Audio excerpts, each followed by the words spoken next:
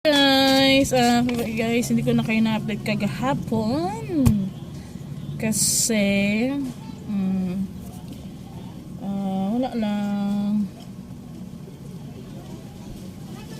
ano siya guys, natapos ko na po yung ginawa ko guys kagahapon.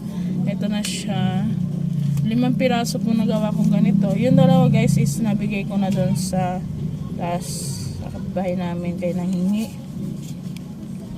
Ito na yung ano niya guys, ang kanyang dito guys, yung katapusan niya. Yung mga notebook guys na mga anak niyo na may mga bakante-bakante pa po guys, ganitohin nyo siya guys. Sayang naman din, pwede rin na listahan ng mga utang, listahan ng mga bibilhin, listahan ng mga